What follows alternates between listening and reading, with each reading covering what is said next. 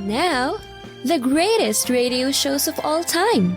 Suspense. The Shadow Node. Washington calling David Harding, counter-spy. Classic radio theater. The Great Gildersleeve. Fibber McGee and Molly. Dragnet.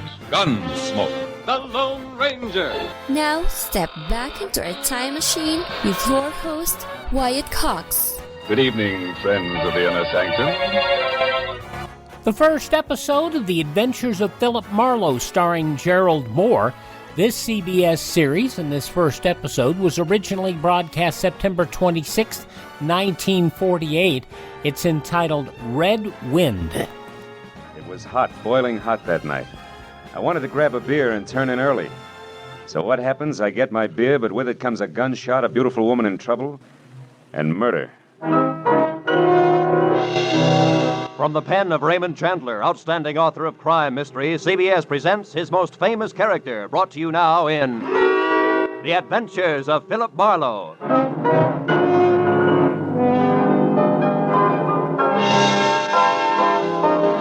With Gerald Mohr starred as Philip Marlowe, we bring you tonight's unusual story, Red Wind.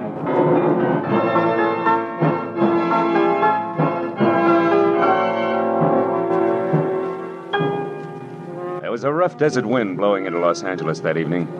It was one of those hot, dry Santa Anas that come down through the mountain passes and curl your hair and make your nerves jump and your skin itch. On nights like that, every booze party ends in a fight, and meek little housewives feel the edge of a carving knife and study their husbands' necks. Anything can happen when the Santa Ana blows in from the desert. I closed up my office early. I got tired of reading Philip Marlowe, private investigator, backwards on the ground glass of my office door. So I locked up and decided a nice cold beer would taste good before I went up to my apartment. Fill her up again, Mr. Marlin? Marlowe. Marlin. Yeah, Marlin's a fish. Yeah, I know. Marlin's also the name of a lady on the radio. Marlin, Mary, the story of. Yeah, my wife listens to it. Yeah, good for her. Hey. Hey, you bartender. Another ride. Yeah, that drunk again. What do you expect in this business? Autograph hounds? Make it snappy. You hear? Be right with you, sport. Gotta draw this man a beer. Crying out loud, these stumblebums. Hey, Bud. You got another customer, Bacchus? Hey, Bud, you seen a lady in here lately? A lady? Tall, good-looking, brown hair, a print bolero jacket, and a blue silk dress. No, sir. No, sir. Nobody like that, Spinian. All right, straight scotch fast. Yes, sir. Yes, sir. As the man drank, I noticed the drunk was grinning at him. And then, without changing his grin, the drunk swept a gun from somewhere so fast it was just a blur coming out. Made a couple of hard snaps and a little smoke. Buried me. You other guys, don't move. So long, Waldo. Don't move, you two. Poor Waldo. I bet I made his nose bleed. So long, boys. Drink up. Get on the phone, kid. I'll get his license number. Holy smoke. Too late. He drove away in the dead guy's car. Maybe he ain't dead. No, he's dead, all right. Oh. That guy was using a .22 target pistol. Yeah. When they use that kind of gun, they don't make mistakes. Where's your phone? This is for the police.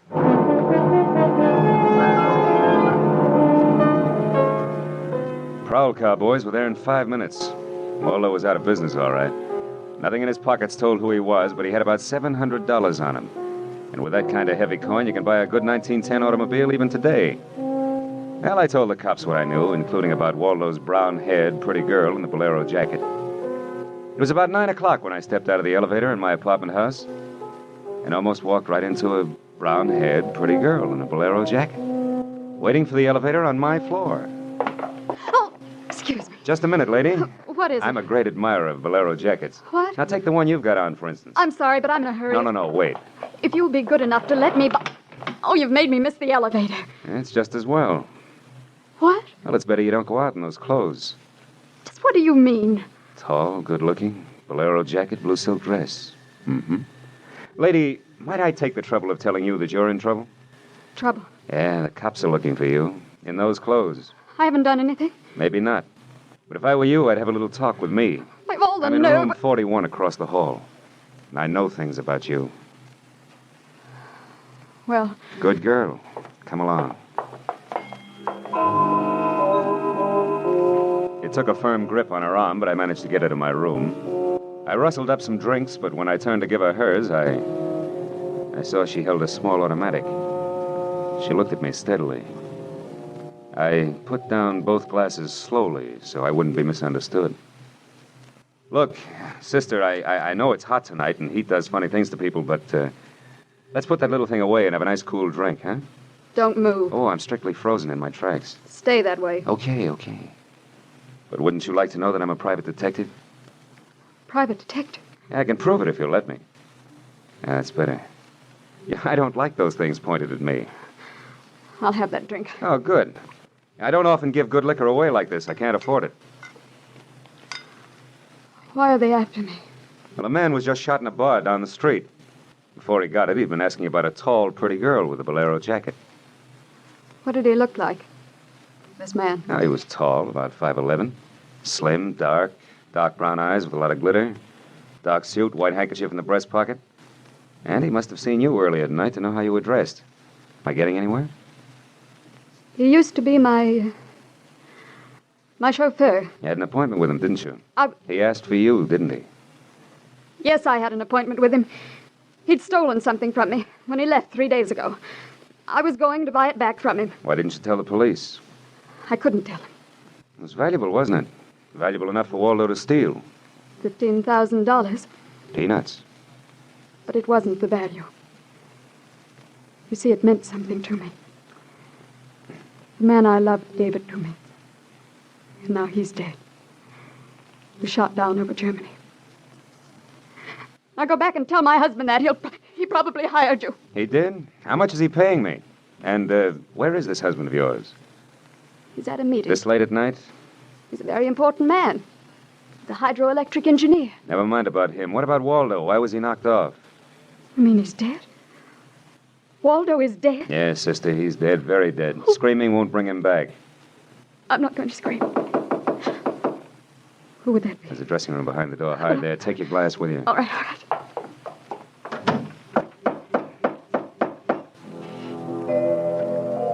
I went to the door, making a loud, yawning sound. Foolishly, I didn't have my gun. That was a mistake. Because when I opened the door, the guy on the other side certainly had one. 22 target automatic that had already killed one man that night. And I knew the bald head, the flat, shiny eyes, and the face like a poisonous lizard. Baldy put the muzzle of his gun lightly against my throat. I backed into the room, and Baldy kicked the door shut. You alone? Look for yourself. I'm asking, not looking. I'm alone.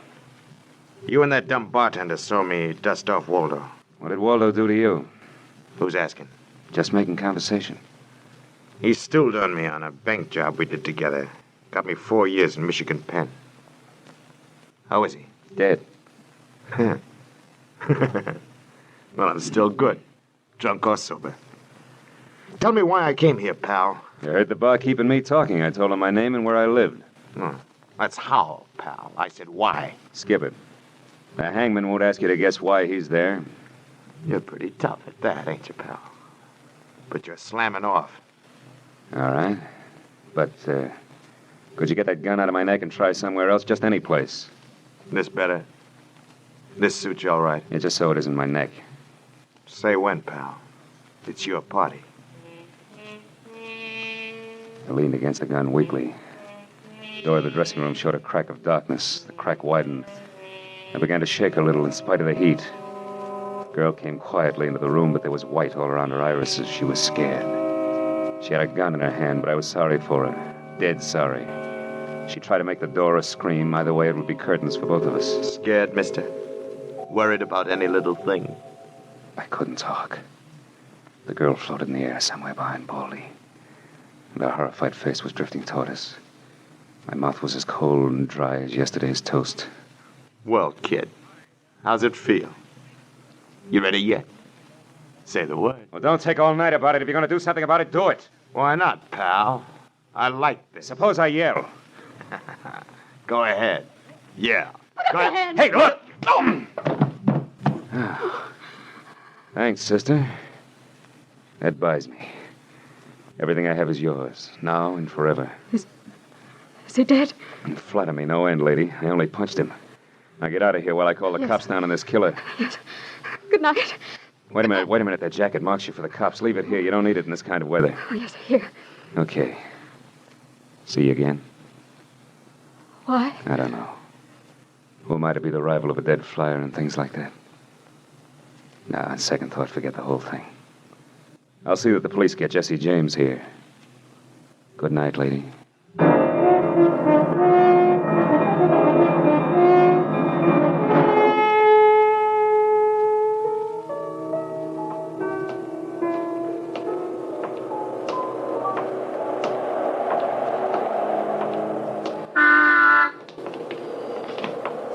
Yeah?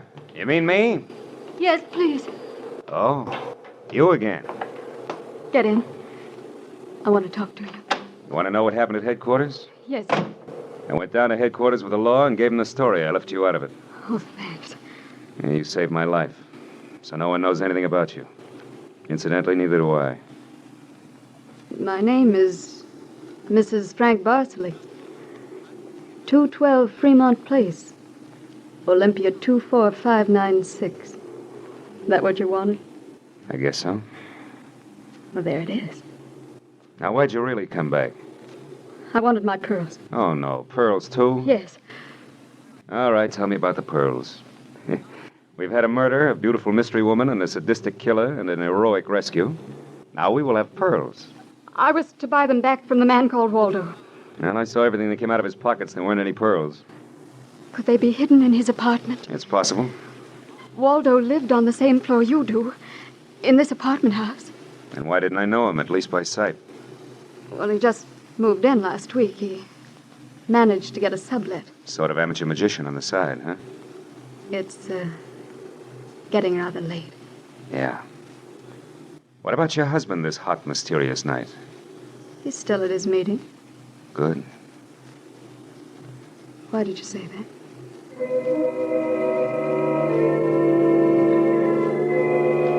I didn't have any answers. We just sat there looking at one another. I was suddenly aware of the hot desert wind stirring up the night. I took hold of her and I kissed her. She sat very still. I was shaking when I let go of her. Her voice trembled a little when she spoke. I meant you to do that. Oh, I wasn't always this way. Only since Johnny Dalmas was killed in the war.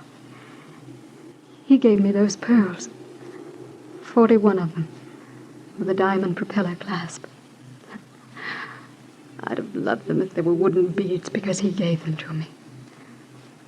I loved Johnny. The way you love just one time. You understand that? Yes, I can. What I don't understand is how you could explain a $15,000 pearl necklace to your husband. Told him they were imitation. That I bought them myself. How did Waldo latch onto them and what they stood for? When my husband was in Argentina, Waldo and I would go for long drives. I was restless and wretched because of Johnny. Sometimes Waldo and I had a little drink together. But that was all. But you confided in Waldo about those pearls. Yes. And when your husband came back, Waldo stole the pearls and offered to sell them back to you. He'd tell Papa. Oh, I was a fool. And now you think the pearls are upstairs in Waldo's apartment. I suppose it's a lot to ask. I've been paid. I'll go look. Wait here.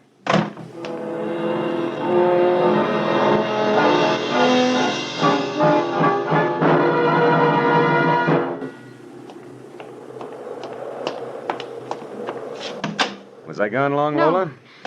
Well, No. no pearls? No pearls. Oh, There was a man in Waldo's room. man. You know a guy named Leon Velasanos? No, not by name. I don't know him. Mexican, South American, about 45, small, iron gray hair, very neat. Fawn-colored suit, wine-colored tie. No, I don't think I know such a man. You say he was in the room? Yeah, What did he say? very little. In fact, nothing. He was dead.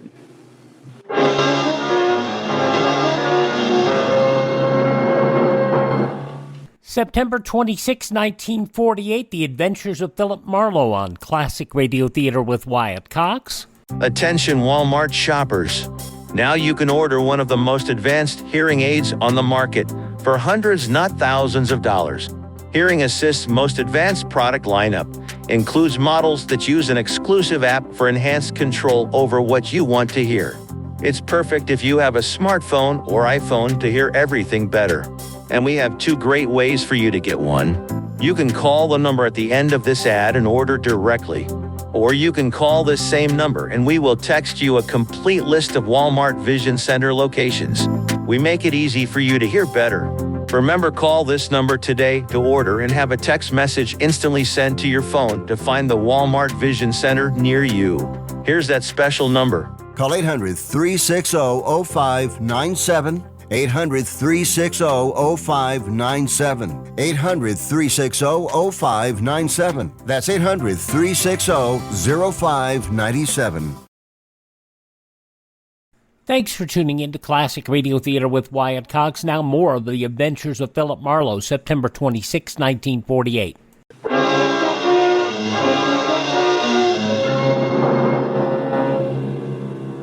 I sat with Lola Bosley in her car, listening to the hot wind gallop around in the midnight streets. I just told her about the Latin-looking man I'd found in Waldo's room in a very dead condition. I held her hands until they stopped trembling, and then I gave her the few remaining details. He had a gun in a shoulder holster, but someone had strangled him before he could set up in business with a gun. Someone? You mean Waldo? Maybe. You see that convertible coupe 2 cars ahead of us? Oh, it's been there for hours. It's there before I parked here to wait for you. Well, Leon, the guy in Waldo's room, came in that car. But according to the key container he carried, it isn't his car. Well, whose car is it? And does it matter? Yeah, it belongs to a lady, according to the tag on the car keys. Eugenie Kolchenko, West Los Angeles. Never heard of her. Mm-hmm. Well, you better go home now. What are you going to do? I'll drive that flossy convertible around and wave at my friends. Impress people. You run along now. Me, I've got another date.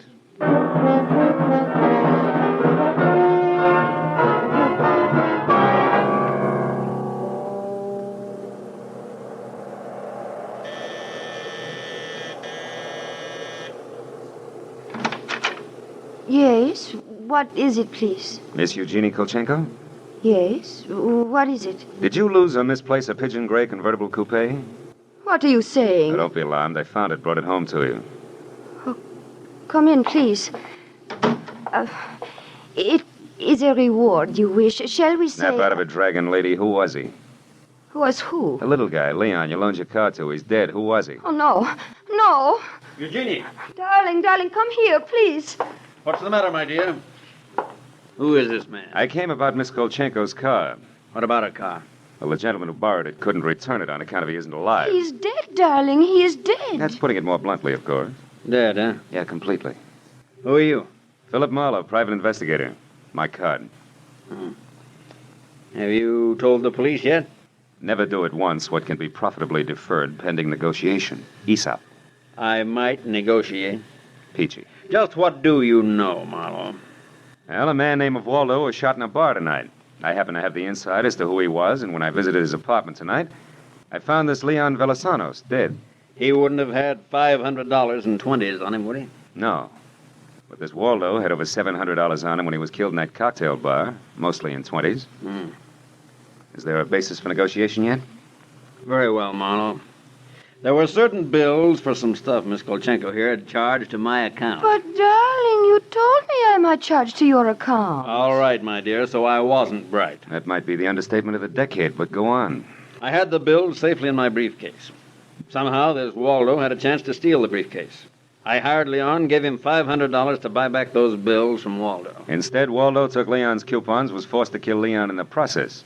Then he went out to keep another date and walked into an old pal hostile enough to blow him down, huh? And somebody still has those bills, and I'm in for a divorce suit, huh? The man who shot Waldo got away in Waldo's car with your briefcase in it, could be.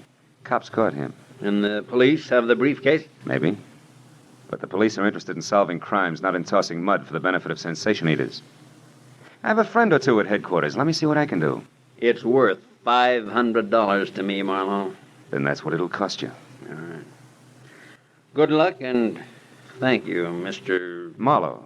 Philip Marlowe, remember? Marlowe. My name is Frank Barsley. Barsley? Oh. And just what does that mean? The big hydroelectric engineer. Yeah. Yes, how'd you know? Never mind. May I use your telephone?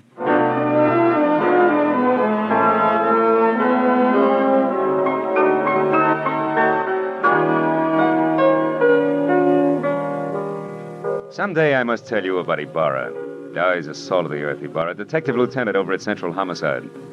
Well, I phoned Ibarra from Miss Kolchenko's house and told him where he could find a well-dressed cadaver named Leon, and furnished a few small details. I gave Ibarra time to check my tip, and then I went down to see the good lieutenant and told him why I'd been up in Waldo's room, only to find Leon instead of a certain lady's string of pearls. Pearls, eh? Yeah, I thought Waldo might have had them up there. Whose pearls were they? The ladies? Go on. Oh, they might have been in Waldo's car that Waldo's killer drove away in. Yeah? What, yeah? They might have. Yeah. Also, a batch of bills charged to the account of a certain Frank Bosley. Yeah? And police aren't interested in domestic scandal. They want to prevent or solve crimes, right? So? So, I've got $500 for the police fund. If those pearls and those bills are returned to their rightful owners. Quit your kidding. It's a valuable necklace. Yeah. There's your necklace. Take it away. On the level, Ibarra? Just tell me straight what it's all about. All I ask. Sure. Well, you see, this Waldo was blackmailing a wife with the pearls and her husband with the bills. Bosley, that's the guy's name, sent Leon to get the bills from Waldo. Waldo killed him and then stepped out and got nailed by that guy in the bar he'd stool pigeoned against once. Well, if Bosley's name stays out of the papers, I get $500. It goes to the police fund. Thanks. We'll keep him out. September 26, 1948, The Adventures of Philip Marlowe. The conclusion next on Classic Radio Theater with Wyatt Cox. Listen up, guys. Are you experiencing any of the following? Fatigue, less drive, poor performance? If so, you may be one of the nearly 30 million men in the U.S. today dealing with ED. But did you know you don't have to pay hundreds for a prescription anymore? And you don't have to deal with the hassle of seeing the doctor or the embarrassment of going to the pharmacy for a certain pill. Now, with one free call, you can find out how Herbal Virility Max can help you feel like a man again. For over a decade, Herbal Virility Max has helped guys just like you put a smile back on their face with improved performance and drive. Call today and ask about our buy one, get one free offer. 800-772-6113. 800-772-6113. 800-772-6113. That's 800-772-6113.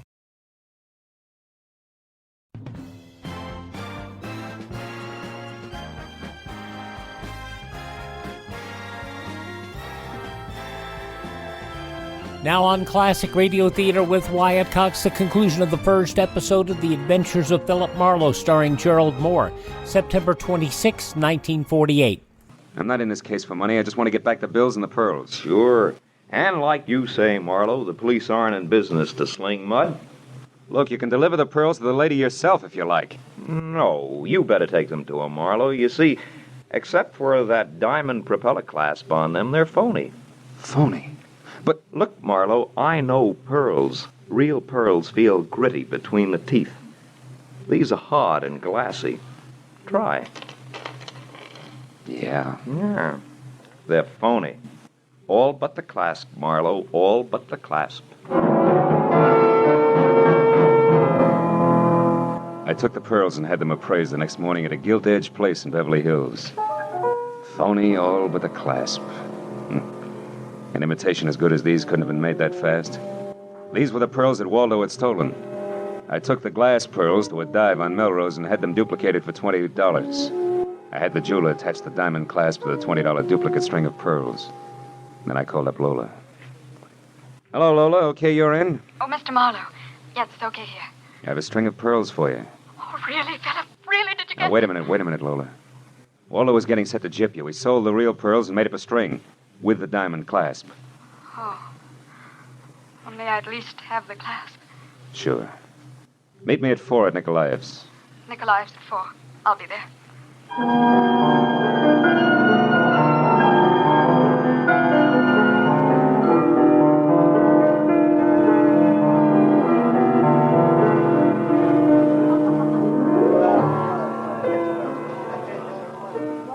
There you are, Lola. These are the pearls the police found in Waldo's car. You're right. They're not my pearls. I'm sorry, Lola. No. I still have the clasp Johnny gave me. Well, I'm happy if you are. Happy. No, not quite happy. See, this morning my husband told me we're to separate. Oh, I'm very sorry, Lola. You've been very kind. That's all right. This is goodbye, I suppose. Yeah. You'll never get over Johnny Dalmas. Goodbye, Lola. And if anybody ever bothers you again, let me know, huh? Name's Marlowe. Philip Marlowe. I'll remember. Philip Marlowe.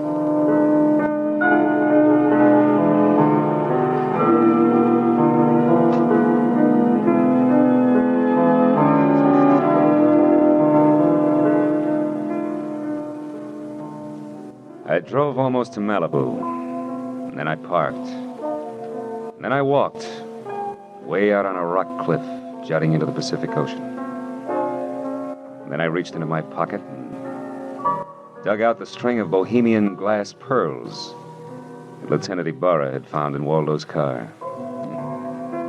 I cut the knot at one end and slipped the pearls off, one by one. One by one, I flipped them into the water. Should have seen the gulls swoop down on them. And then they flapped up again, screaming indignantly. Phony pearls. They'd fooled Waldo and Lola Barceley. They couldn't fool a seagull. I said aloud, to the memory of Johnny Dalmas, just another four-flusher.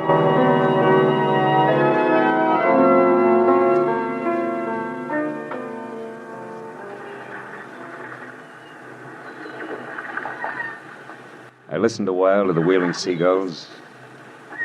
All at once, I realized that the wind had died.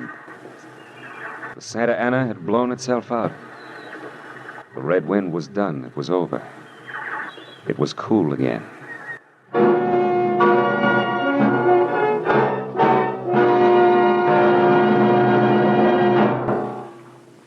The Adventures of Philip Marlowe, created by Raymond Chandler, stars Gerald Mohr and is produced and directed by Norman MacDonald.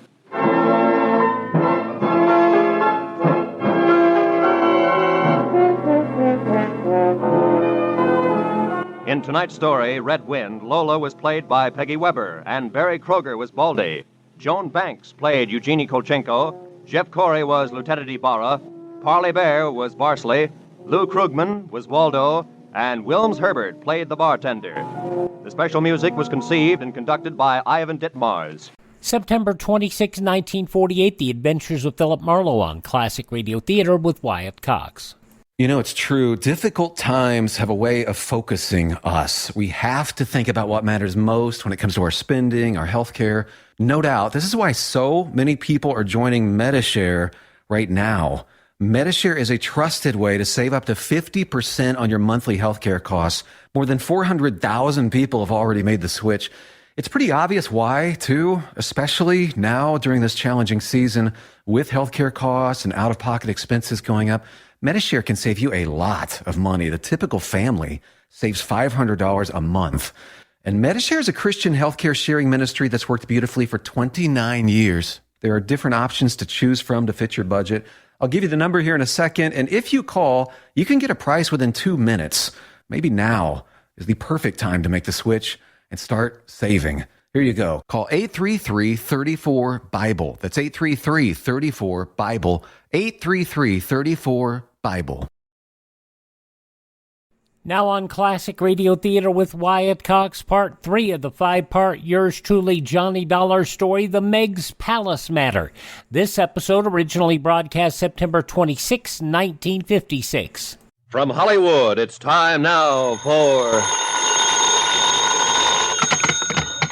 Johnny Dollar. Mr. Dollar? Oh, listen, it's after midnight, and I don't feel This so is good. Tim Beasley. I want to talk to you. Oh, the oh-so-very uncooperative mayor, chief of police, and general do nothing in this town. Now, just a minute. Now, you just a minute.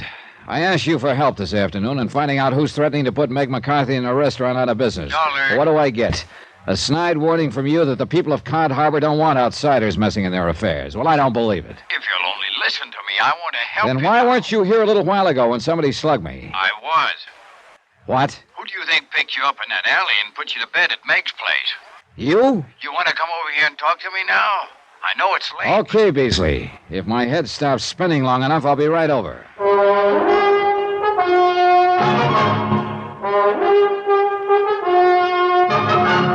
Tonight, and every weekday night, Bob Bailey in the transcribed adventures of the man with the action-packed expense account, America's fabulous freelance insurance investigator. Yours truly, Johnny Dollar.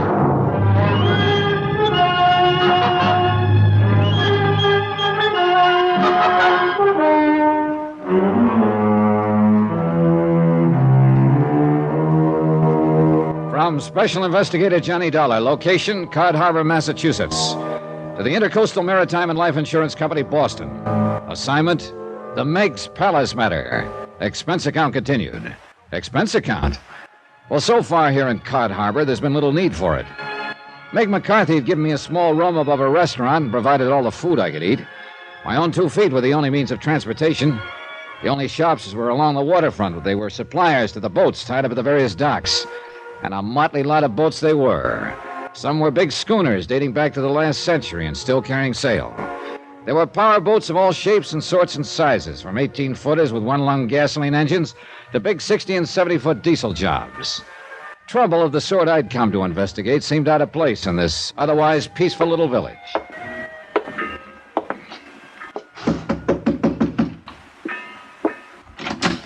Come in, Mr. Dollar. So, you've suffered a change of heart, huh, Beasley? And you've decided to cooperate. Yeah, that's about the best way to put it, I guess. See, it's this way. Wait. Before we go any further, what was this bit about picking me up after I got socked on the head a while ago? Listen, Mr. Dollar, after you left here this afternoon, I got to thinking. Maybe I was wrong in giving you the back of my hand, and maybe you was right in walking out mad like you did. Well, how would you feel? The insurance company back in Hartford gets word from Meg McCarthy that somebody's threatening to burn up that joint on the waterfront she calls a restaurant.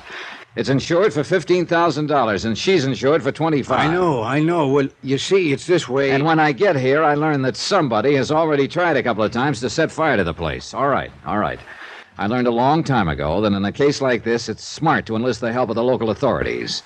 Here in Cod Harbor, those authorities all seem to boil down to you. Why, I will never know. Yeah, like I told you. But now listen. And what do I get from you? The cold shoulder, the back of your hand, as you put it. I gotta explain to you, Mr. Dollar. Well, then go ahead and explain. And believe me, brother, it better be good. Well, there probably ain't another village like this in the whole country, see? Technically, we're supposed to be part of Barnesboro, a few miles inland.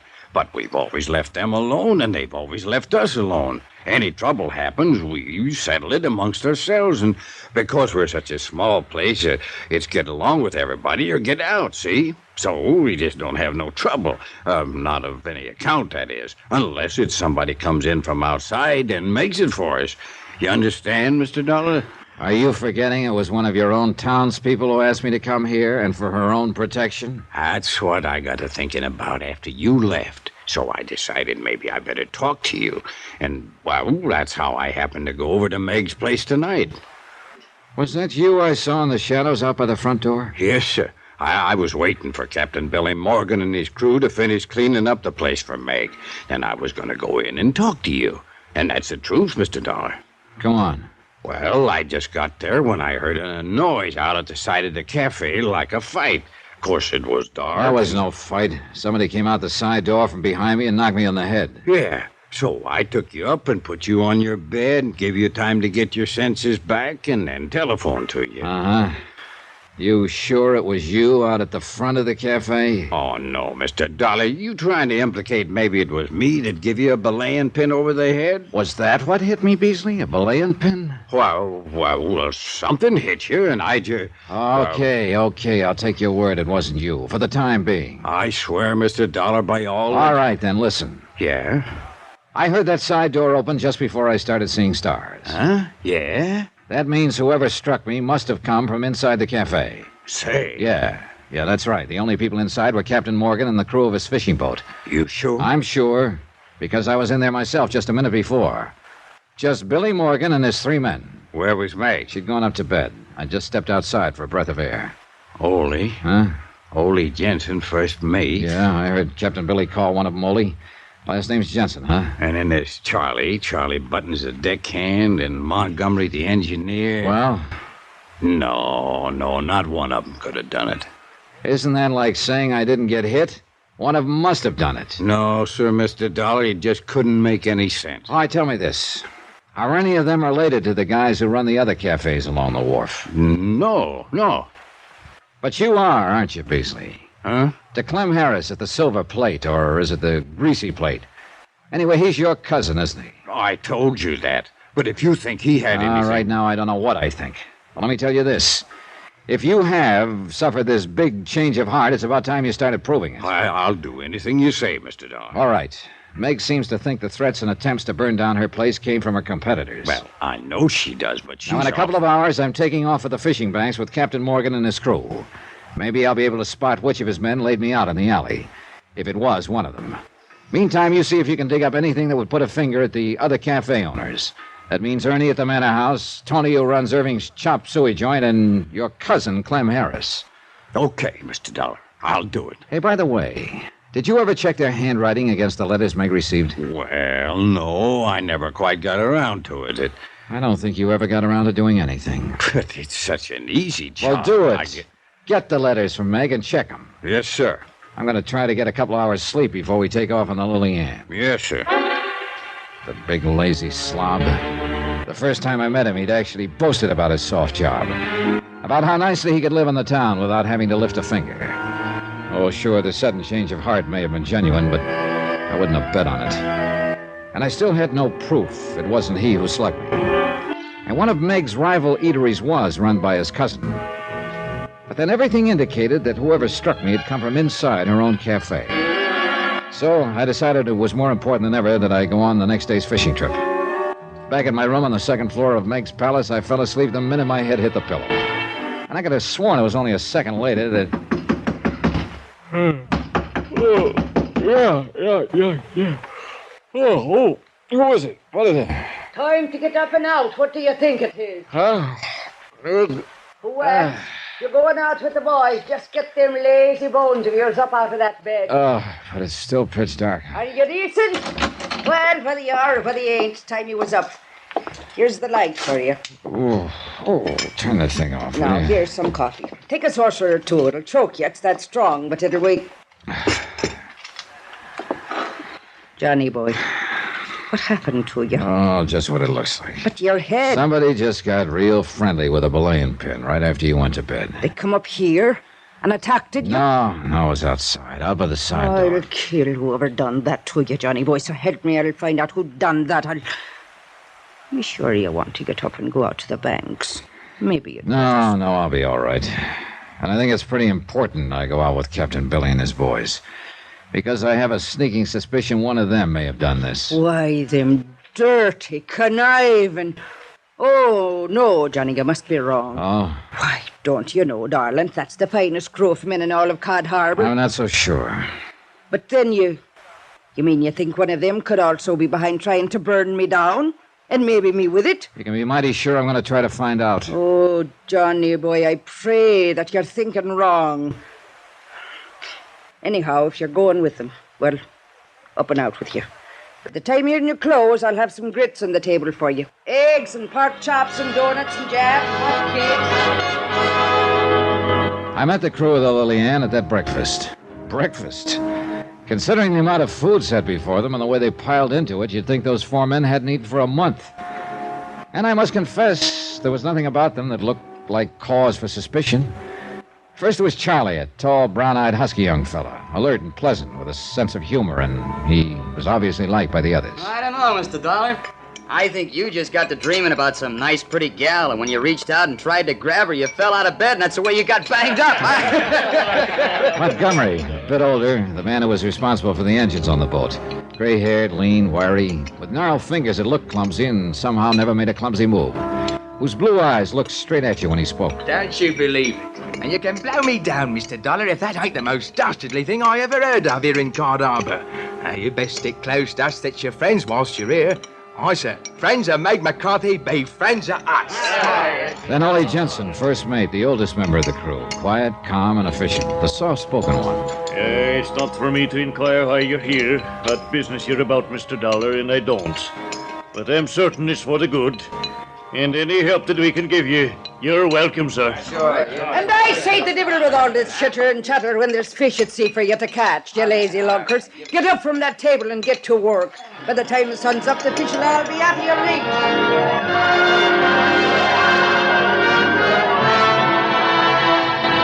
Within a few minutes, we cast off, and the Lily Ann put to sea.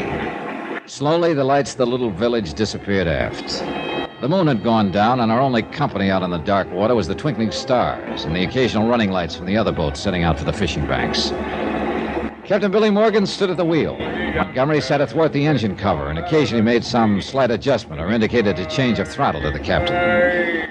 Young Charlie and Ole made ready the two small boats and trot lines. For today, we'd go for codfish in the deep that lay along the edge of Taylor Banks.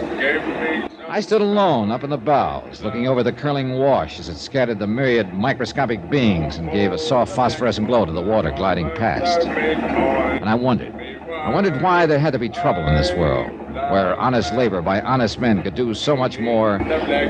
Honest men? No, not even among this crew. One of them had to be the man who'd attacked me. Was probably the one who had threatened to burn Meg McCarthy out of business. So I'd better have at it. I'd better get back aft, talk with them, watch their every move, try somehow to trap one of them into saying something that would give them away. Or maybe, who knows, give all of them away.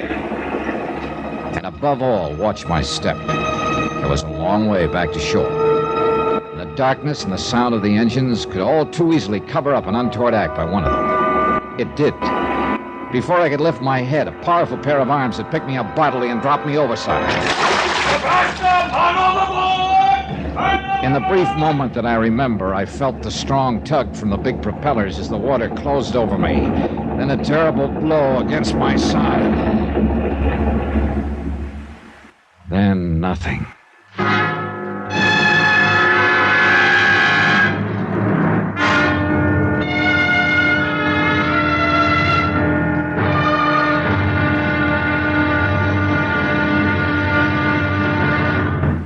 Now, here's our star to tell you about tomorrow's episode of this week's story. Tomorrow, the motives for arson and murder begin to take definite shape in the form of a confession.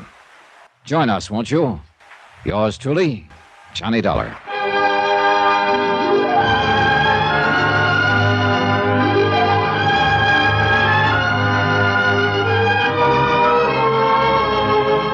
Yours truly, Johnny Dollar, starring Bob Bailey, is transcribed in Hollywood.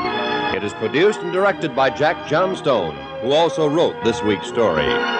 Be sure to join us tomorrow night, same time and station, for the next exciting episode of Yours truly, Johnny Dollar. Roy Rowan speaking.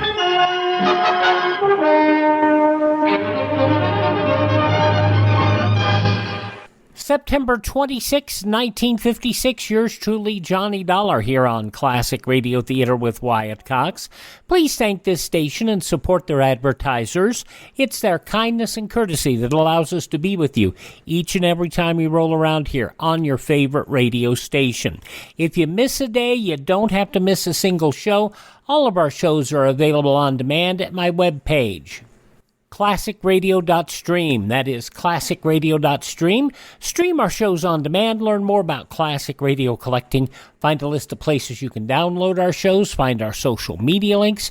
You can contact me, and you can also buy me a coffee. That buy me a coffee money goes toward purchasing additional classic radio collections for you to hear here on your favorite station. Thanks for tuning in. Tell all your friends the great radio shows are right here at this spot on the dial. Classic Radio Theater with Wyatt Cox on your favorite radio station.